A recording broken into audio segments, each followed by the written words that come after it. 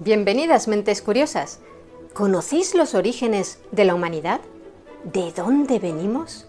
¿Sabíais que las mujeres sufren tanto al dar a luz porque nuestros antepasados decidieron caminar sobre dos patas?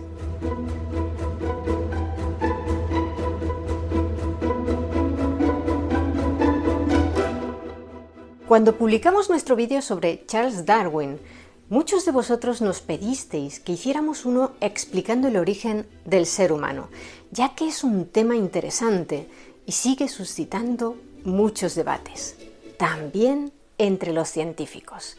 Así que en esta ocasión os vamos a contar de manera resumida la evolución del ser humano como especie. Está muy arraigada la creencia popular de que la ciencia, empezando por Darwin, afirma que descendemos del mono, pero eso es completamente falso. Darwin nunca dijo tal cosa y la ciencia ha demostrado que aunque compartimos antepasados comunes, hace millones de años que hombres y monos seguimos caminos separados. Vayamos por partes. Actualmente, la principal teoría científica acerca de la creación del universo es la del Big Bang, y según esta, se estima que el universo tiene unos 13.800 millones de años de antigüedad. La Tierra se formó hace unos 4.500 millones de años y la primera forma de vida en la Tierra surgió en algún momento de los siguientes 1.000 millones, ya que los primeros indicios de vida en nuestro planeta que conocemos se remontan hasta hace 3.770 millones de años. Aquí llega una de las primeras grandes preguntas de la humanidad. ¿Cómo surgió la vida en la Tierra? Hay tres líneas de pensamiento principales. Una de ellas, la religiosa o mitológica, afirma que la vida fue creada por un ser superior, como Dios.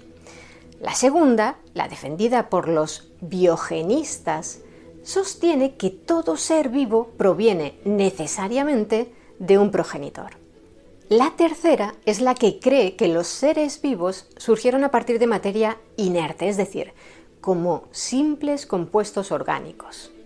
Ya en la antigua Grecia hubo muchos pensadores que plantearon hipótesis acerca del origen de los seres vivos como obra de la naturaleza, al margen de los relatos míticos, como Anaximandro, quien señalaba con muy buen ojo, a la luz de los conocimientos científicos actuales, que la vida se había desarrollado inicialmente en el mar.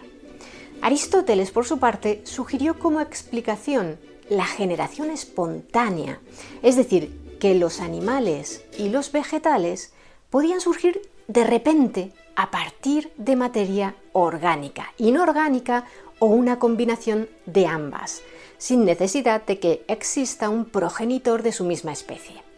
Aquella idea se basaba en la concepción del universo como un ser vivo que era capaz de generar nuevas criaturas a partir de una combinación de sus cuatro elementos, es decir, la tierra, el agua, el aire y el fuego, más un principio activo como podría ser el viento o el calor de los rayos del sol. En la actualidad, esa hipótesis de la generación espontánea se considera obsoleta, pero entre los siglos XVI y XVIII, pensadores tan relevantes como René Descartes, Francis Bacon o Isaac Newton la dieron por buena.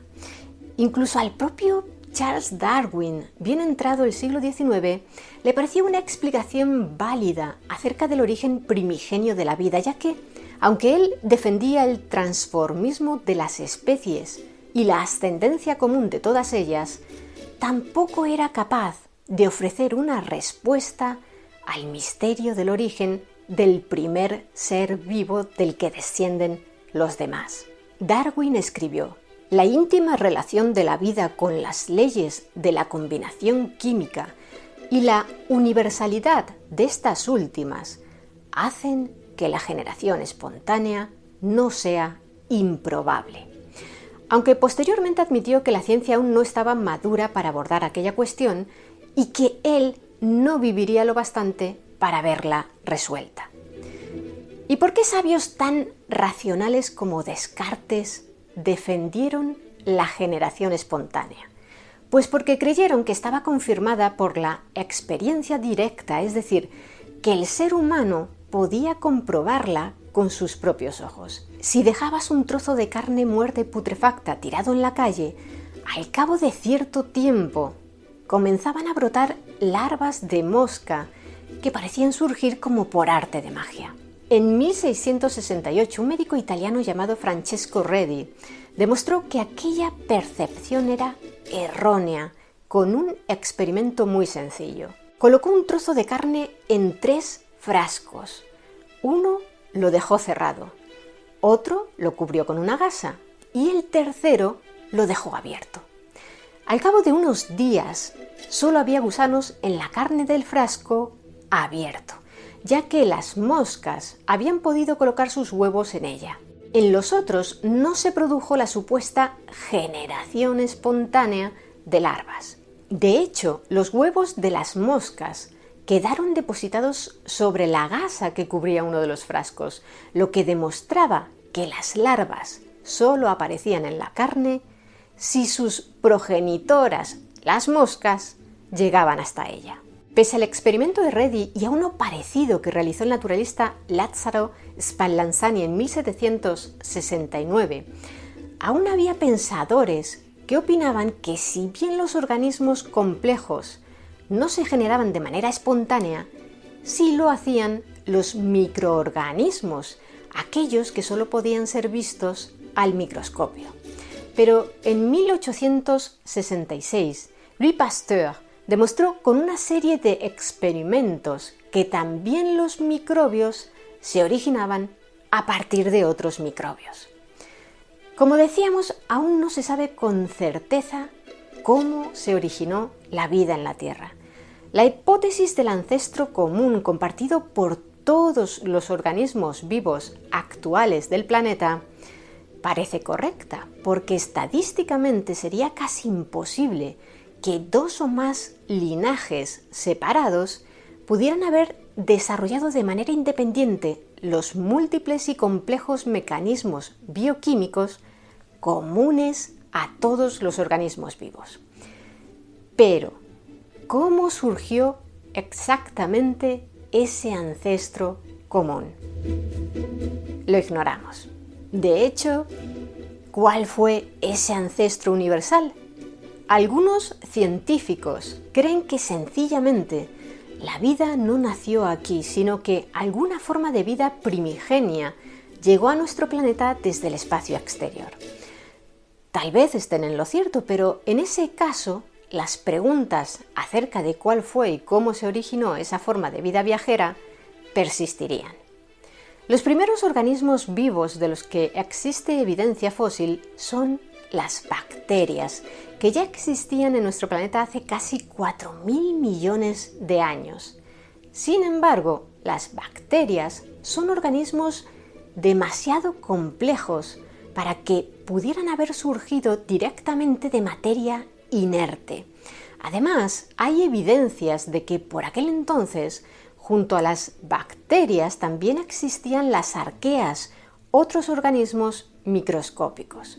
Por tanto, se cree que bacterias y arqueas divergieron de un mismo antepasado común, un organismo misterioso al que se conoce de manera abreviada como LUCA, por las siglas en inglés de Last Universal Common Ancestor, es decir, último antepasado común universal.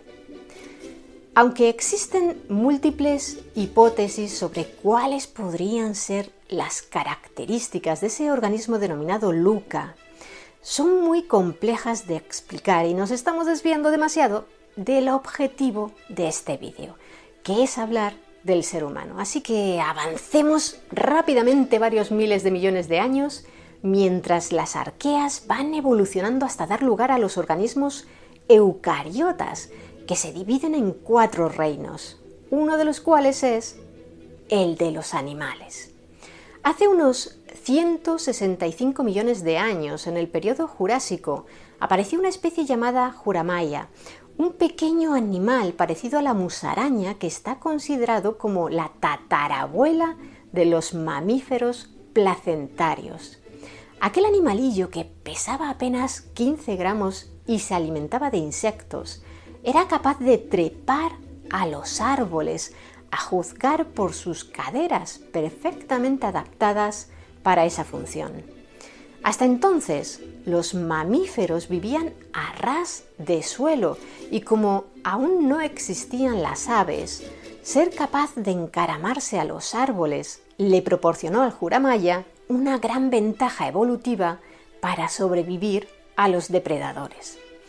Dentro de los mamíferos placentarios se encuentra el orden de los primates, al que pertenecen entre otros muchos el ser humano, el mono y los grandes simios.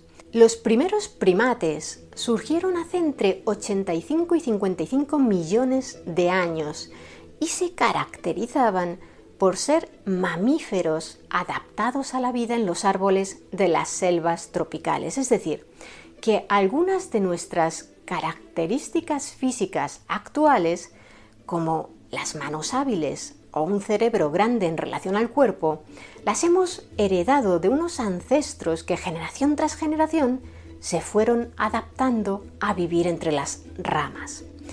Los primates también se distinguen de los demás mamíferos en que poseen una agudeza visual mayor, en detrimento de otros sentidos, como el olfato, que es el sentido más desarrollado en la mayoría de los mamíferos, ya que resulta muy útil cuando vives a ras de suelo.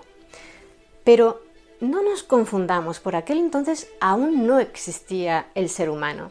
Hace unos 15 millones de años, un género de primates denominado procónsul, ya extinto, era capaz de ver en colores y poseía algunos rasgos antropoides, como la ausencia de cola. Está considerado como un antepasado común de todos los homínidos, una familia de primates que contaban con laringe, lo que les permitía generar sonidos articulados. De los homínidos, actualmente solo perviven 5 especies: orangutanes, gorilas, chimpancés, bonobos y, sí, seres humanos. Hasta no hace mucho, cuando se hablaba de homínidos, se hacía referencia únicamente a los primates bípedos, como los neandertales o el Homo erectus, pero actualmente se incluye también a los grandes simios que acabamos de mencionar, porque comparten muchas similitudes. Para referirnos únicamente a los primates bípedos, lo correcto a día de hoy sería hablar de homininos. No nos detengamos más en detalles taxonómicos. El caso es que hace entre 13 y 4 millones de años existió un ancestro común del chimpancé y el ser humano. Los científicos aún no se han puesto totalmente de acuerdo sobre cuál fue, de ahí que la horquilla temporal resulte tan amplia. Se cree que los linajes de chimpancés y humanos se separaron hace entre 5 y 7 millones de años, pero hay que tener en cuenta que todo este conocimiento se obtiene principalmente de los hallazgos de restos fósiles y de los estudios de ADN, de modo que cada nuevo hallazgo puede recalibrar la cronología estimada de la evolución humana, que aún no está establecida por completo, ni mucho menos. En el vídeo de Darwin, algunos nos preguntabais: si descendemos del mono, ¿por qué no hay monos que se estén convirtiendo en seres humanos actualmente? Lo que acabamos de explicar responde a esa pregunta. Ninguna especie animal actual puede evolucionar hasta transformarse en personas porque son evoluciones divergentes del ancestro común. Dicho de otro modo, aquellos primates que fueron evolucionando generación tras generación hasta convertirse en el ser humano actual, el Homo sapiens, ya no existen. Los humanos modernos y los simios son especies diferentes. Ningún ejemplar va a dar un salto evolutivo horizontal. Se estima que hace unos 2,5 millones de años en África apareció el género Homo, es decir, los seres humanos, pero no se sabe con certeza de qué especie descendían sus primeros ejemplares. si de los Australopithecus africanus, de los Australopithecus afarensis o de los Australopithecus gari. En cualquier caso, los primeros seres humanos se parecían muy poco a los actuales. De hecho, hay que tener en cuenta que aunque los humanos de hoy en día, los pertenecientes a la especie Homo sapiens, somos los únicos que hemos logrado pervivir, hubo otras muchas especies, casi una veintena, que se quedaron en el camino, pero no por ello dejan de ser humanos. Dicho con otras palabras, pese a que desde nuestra perspectiva actual tendemos a pensar en la evolución del ser humano como un camino único, plagado de éxitos evolutivos, en realidad los caminos del ser humano han sido múltiples y todos han acabado en la aniquilación, a excepción del nuestro. De momento. Tradicionalmente, la aparición de los humanos, el género Homo, es el hito que marca el inicio de la prehistoria, que abarca desde ese momento hasta la aparición de los primeros documentos escritos, que surgieron durante el cuarto milenio antes de Cristo en Mesopotamia, el Valle del Nilo y China. Algunos historiadores, sin embargo, consideran que la prehistoria dio paso a la historia con la aparición de las sociedades complejas, lo que sucedió antes en algunas regiones del planeta. Aunque ignoramos cuál fue la primera especie que empezó a caminar erguida, sabemos que no fueron los humanos, sino algunos de nuestros antepasados homínidos, como el Australopithecus afarensis o tal vez incluso el Ardipithecus ramidus, que vivió 1 millón de años antes que el afarensis. En cualquier caso, la bipedestación fue clave para configurar el aspecto de los seres humanos, ya que produjo cambios morfológicos en el cráneo, la columna vertebral, la cadera, la rodilla y los pies.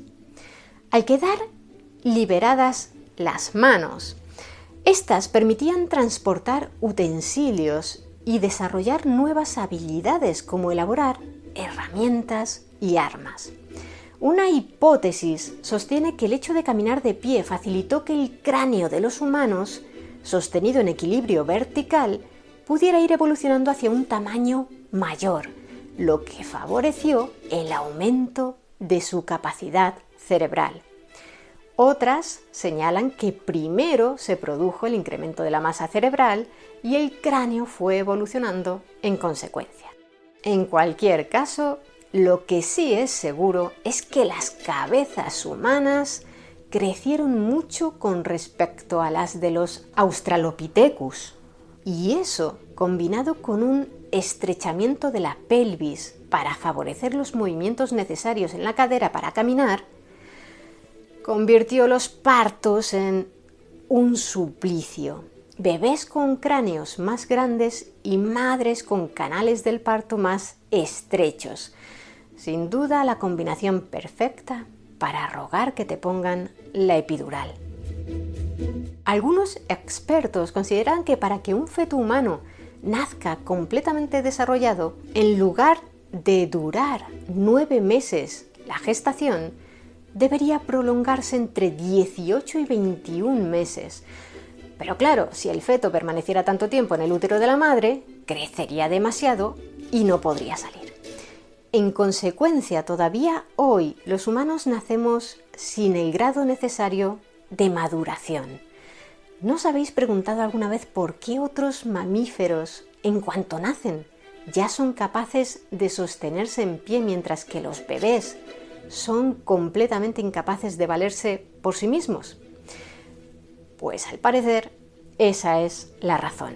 Sin embargo, aquella desventaja evolutiva se perpetuó porque las ventajas de poseer una mayor inteligencia y ser capaces de caminar erguidos compensaban sobradamente, siempre desde el punto de vista evolutivo, el sufrimiento del parto y la indefensión de los bebés. Además, al tener que dedicar un mayor tiempo a la crianza de los niños, también creció la necesidad de mantener unos vínculos sociales fuertes, lo que a la larga contribuyó al desarrollo de la cultura y el trabajo en equipo. Pero antes de todo eso, ¿por qué a nuestros ancestros les dio por bajarse del árbol y echar a andar? Se cree que fue por un periodo de desecación que se produjo en África hace unos 7 millones de años y que tuvo como consecuencia que se redujeran las selvas y los bosques tropicales a la par que se extendían las sabanas. Ya no había tantos árboles y los homínidos se veían obligados a desplazarse por el suelo con mayor frecuencia. En ese contexto, andar erguidos, además de las ventajas que ya hemos comentado, podía resultar útil para otear un área mayor del terreno circundante y así detectar antes las posibles amenazas. Aparte de que gastas menos energía desplazándote sobre 2 patas que sobre 4 y de que en las horas de mayor calor, cuando el sol está casi vertical, el área corporal que queda expuesta al efecto de los rayos solares es menor. Las hipótesis de los científicos acerca de la estructura del árbol genealógico dentro del género humano se reformulan constantemente en función de cada nuevo descubrimiento de restos humanos o de nuevos estudios en yacimientos identificados desde hace años. Pero lo que parece claro es que la evolución de las especies humanas tiene más aspecto de mosaico, con especies conviviendo en los mismos periodos, solapándose unas con otras, que de cadena lineal. Primero vivió esta y luego esa y luego aquella. Por ello, hablar del eslabón perdido, una expresión que seguro que habéis oído en alguna ocasión para referirse a una supuesta especie transicional que hace falta descubrir para averiguar cómo una especie dio lugar a otra, no es correcto porque tendríamos que hablar en todo caso de múltiples eslabones perdidos. De hecho, ese término no suelen emplearlo los científicos, sino los medios de comunicación. Por lo general, se cree que la especie más antigua es el Homo habilis, que vivió en el este y sur de África hace unos 2 millones de años. Se le llama habilis porque era capaz de hacer presión de agarre para manipular y fabricar utensilios de piedra, y probablemente era carroñero.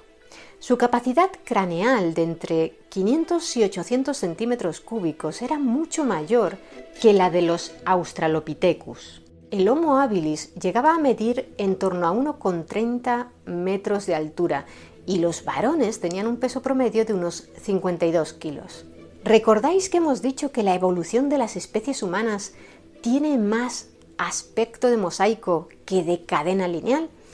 Pues bien, durante mucho tiempo se consideró que el Homo habilis había sido el ancestro de una especie más evolucionada, el Homo erectus, pero un estudio publicado en 2007 tras unos hallazgos realizados en el nordeste africano determinó que el Homo habilis convivió en esa zona con el Homo erectus durante tal vez medio millón de años y que ambos se desarrollaron en los mismos territorios hasta que posiblemente el gran crecimiento de la población del Homo erectus condujo a una lucha por los recursos que se saldó con la victoria de los erectus, quienes acabaron expandiéndose por toda Eurasia.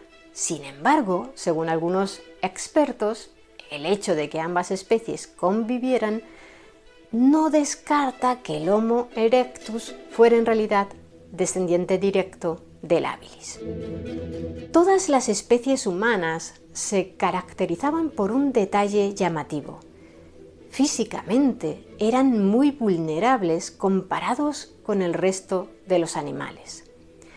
No poseían garras, ni veneno, ni grandes colmillos, ni poderosas musculaturas. ¿Cómo lograron sobrevivir y prosperar? El Homo erectus, por ejemplo, estuvo presente en nuestro planeta durante 2 millones de años. La respuesta está en nuestro sistema nervioso central, extremadamente complejo en comparación con el de los demás animales. Poseemos un cerebro grande e increíblemente estructurado que nos permite imaginar, aprender, memorizar, crear herramientas y armas, comunicarnos y establecer estrategias complejas para alcanzar nuestros objetivos. ¿Cómo se desarrolló? Una vez más, encontramos teorías diversas. Una de ellas es que desde que los humanos aprendimos a controlar el fuego hace casi 1 millón de años, comenzamos a cocinar y a consumir más carne, y que ese aumento de proteínas incrementó nuestro volumen cerebral. Sin embargo, eso parece chocar con el hecho de que otros grandes carnívoros, como los tigres, no hayan experimentado un crecimiento cerebral parecido. El dominio del fuego, por cierto, supuso un paso colosal para la evolución humana. No solo aumentaba el valor energético de los alimentos cocinados al favorecer la absorción de proteínas e hidratos de carbono, sino que también eliminaba la mayoría de parásitos y agentes patógenos de la comida. Además, servía para espantar a los depredadores y permitía prolongar las horas de actividad más allá del anochecer. Y como fuente de calor, también favoreció los movimientos migratorios a territorios más fríos. Otra teoría que intenta explicar nuestro extraordinario desarrollo cerebral es la del tejido costoso. Aunque el cerebro humano tan solo representa un 2% de nuestro peso corporal, requiere el 20% de nuestro consumo total de energía cuando estamos en reposo.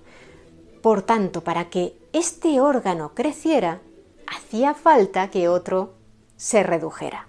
¿Cuál? Nuestro tubo digestivo. La longitud de este depende del tipo de alimentación. Por lo general, los herbívoros necesitan tubos más largos que los carnívoros, porque la carne es más fácil de digerir que la celulosa presente en los alimentos vegetales. Cuando nuestros ancestros se bajaron de los árboles, cambiaron su dieta e incorporaron la carne al menú. Al principio, como no eran buenos cazadores, se convirtieron en carroñeros. Utilizaban piedras para romper los huesos que dejaban otros depredadores y se comían el tuétano. Más adelante comenzaron a cazar y su tubo digestivo se fue acortando progresivamente. Quienes cuestionan la teoría del tejido costoso opinan que en realidad lo que contribuyó al desarrollo del cerebro humano fueron otros factores, como la mayor ingesta de energía gracias a una mayor variedad y calidad de la dieta, al incorporar grasas y proteínas animales, así como al ahorro energético en los desplazamientos gracias al bipedalismo. Pero vayamos ya con nuestra especie, el Homo sapiens. ¿Cuáles son los restos más antiguos atribuidos a un sapiens? Pues es difícil asegurarlo, porque existen discrepancias entre los investigadores. Algunos los datan de hace unos 230.000 años, a tenor de unos restos hallados en la formación Homo Kibish, en Etiopía. Otros expertos consideran que los restos más antiguos de sapiens son unos hallados en Marruecos y con una antigüedad de hace unos 315.000 años. La discusión radica en que a nivel morfológico, los encontrados en Marruecos, aunque se consideren de Homo sapiens, presentan rasgos craneales que parecen más arcaicos y por tanto no coincidirían plenamente con los del Homo sapiens moderno. Lo que sí sabemos es que África es, sin duda, la cuna de la humanidad. ¿Y cuándo salió de África el Homo sapiens para extenderse por el resto del mundo? También existen discrepancias sobre este tema. Así, según un estudio de 2019, el fósil más viejo de un ser de nuestra especie hallado en Europa sería el de un cráneo encontrado en la cueva griega de Apidima, y que tiene en torno a 210.000 años. Sin embargo, de momento no existe la total certeza de que se trate de un Homo sapiens. Según otro estudio, se considera que el fósil de sapiens más antiguo del viejo continente sería uno hallado en Pestera Cu Oase, en Rumanía, cuya antigüedad se estima en muchos menos años que el griego, entre 37.000 y 42.000 años. Pero otras investigaciones recientes apuntan a que otros restos hallados en España, en la localidad de Bañolas, en Girona, podría arrebatarle ese honor. Se trata de una mandíbula que en el pasado se consideró de un neandertal y que tendría una edad de entre 45.000 y 65.000 años. Los paleoantropólogos deben proseguir con sus investigaciones para confirmar o descartar esta hipótesis. Se estima que el Homo sapiens llegó al norte del continente americano procedente de Asia mucho tiempo después, hace unos 12.000 años, y al sur un milenio más tarde.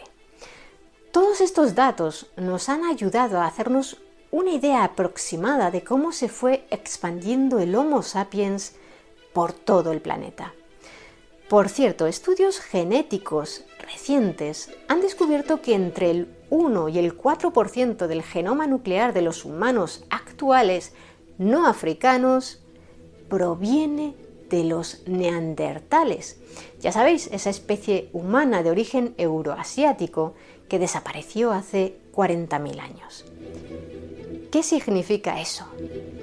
Pues que cuando el Homo sapiens salió de África y entró en contacto con el Homo neanderthalensis, no solo se enfrentaron en una lucha encarnizada por dominar los recursos del entorno, sino que además mantuvieron relaciones sexuales y como consecuencia de ello, ambas especies tuvieron descendencia común, es decir, que se produjo una hibridación. Así que la gran mayoría de humanos actuales hemos heredado genes neandertales, incluidos los africanos, aunque estos en un porcentaje muchísimo menor, en torno al 0,3%, seguramente por las migraciones de sapiens que regresaron al continente africano después de que la especie ya hubiera tenido relación con los neandertales en Europa y Asia. Por cierto, esa carga genética neandertal puede afectar a nuestra salud, ya que hay estudios que han confirmado que influye en el riesgo de, por ejemplo, padecer depresión y trastorno bipolar. Pero no todo va a ser malo. Dicha carga genética también puede proporcionarnos un sistema inmunitario más fuerte. De igual manera, el análisis del ADN de los Homo sapiens ha permitido hacernos una idea de quién fue la antepasada que compartimos todos los humanos actuales, la primera humana moderna, a la que se conoce como la Eva mitocondrial. Al rastrear la línea por vía materna en el árbol genealógico de toda la humanidad, se llega a un punto en común: una mujer de piel oscura que vivió hace 200.000 años en el África oriental. La apariencia física de los sapiens ya era similar hace 200.000 años a la de los humanos actuales. Si tuvieras a uno sentado junto a ti en el autobús vestido con ropas modernas, seguramente no te llamaría la atención en absoluto. Sin embargo, se estima que los sapiens conductualmente modernos aparecieron hace unos 70.000 años. Y es que aunque los primeros sapiens ya poseían nuestra misma capacidad cerebral, es decir, unos 1.400 centímetros cúbicos, nuestra especie necesitó muchos milenios para ir desarrollando y afinando sus capacidades intelectuales, como el empleo del lenguaje o las habilidades de pensamiento abstracto. Desde el origen de su especie, los Homo sapiens vivían en pequeños grupos de cazadores y recolectores. Enterraban a sus muertos, creaban herramientas de piedra y madera y se comunicaban entre ellos, probablemente con un protolenguaje mucho más simple que los actuales. Lentamente, generación tras generación, el cerebro humano fue evolucionando, ya no en tamaño, sino en la estructuración de sus tejidos y circuitos, que fueron reorganizándose en segmentos y regiones específicas para cada función, lo que multiplicó las capacidades intelectuales humanas. Las armas y herramientas se volvieron más sofisticadas y el lenguaje se hizo más avanzado. Gracias a este pudimos comunicarnos información entre nosotros de manera más efectiva y transmitir conocimientos a las generaciones posteriores, de manera oral primero y luego escrita. Una hipótesis llamativa es la que apunta que las mujeres modernas tenemos más desarrolladas las áreas de la comunicación verbal que los varones, porque durante la prehistoria, mientras los hombres iban a cazar, las mujeres conversaban entre ellas compartiendo información útil, como qué plantas eran venenosas, de qué manera se curaban mejor las heridas o en qué zonas había más frutos. Aquellas mujeres que eran capaces de comunicarse mejor tenían más probabilidades de sobrevivir y, por tanto, de procrear. De ese modo, se habría ido incrementando la transmisión de genes de mujeres con habilidades comunicativas más desarrolladas. Como decíamos, gracias al lenguaje aprendimos a colaborar en grupos cada vez mayores, lo que nos ayudó a cazar incluso a los animales más grandes y peligrosos. A los primeros humanos, los que aún eran carroñeros, aquellas fieras los habrían devorado sin dificultad. Desde nuestro punto de vista moderno tendemos a pensar en las personas de hace 50.000 años como en seres a medio camino entre los animales y los humanos, pero individualmente es muy probable que fueran más capaces que nosotros, dado que luchaban día a día por sobrevivir. Poseían un mapa mental muy detallado de su territorio. Sus sentidos estaban muy afinados. Fabricaban herramientas complicadas de manera totalmente artesanal. Memorizaban una gran cantidad de información sobre animales y plantas. De hecho, se cree que el volumen medio de sus cerebros podría ser incluso un poco mayor que el de las personas actuales. Pero un nuevo gran avance aguardaba a los humanos: la agricultura. Comenzó a surgir en diferentes puntos del mundo hace unos 10.000 años. Las personas dejaron de ser cazadoras-recolectoras nómadas para asentarse en comunidades más y más amplias. Y surgió la especialización. Unos cultivaban, otros cazaban, otros defendían los cultivos y las cosechas almacenadas para el invierno. Los individuos dependían cada vez más de las habilidades de los otros para subsistir, pero ya no tenían que estar preocupados a diario por encontrar alimento y un refugio seguro. Progresivamente, conforme la agricultura se hizo más eficiente y las comunidades se fueron organizando mejor y ampliándose, las personas comenzaron a disponer de tiempo para desarrollar estructuras defensivas, inventar herramientas más avanzadas, inventar la escritura, y dio comienzo la historia. ¿Y vosotros? ¿Qué opináis de la evolución del ser humano? ¿Cuál es vuestra teoría acerca del origen de la vida en la Tierra? Me gustaría que nos lo contarais abajo en los comentarios. Y si queréis conocer más historias interesantes, suscribíos a nuestro canal. Muchas gracias por estar ahí, mentes curiosas. Nos vemos en el siguiente vídeo.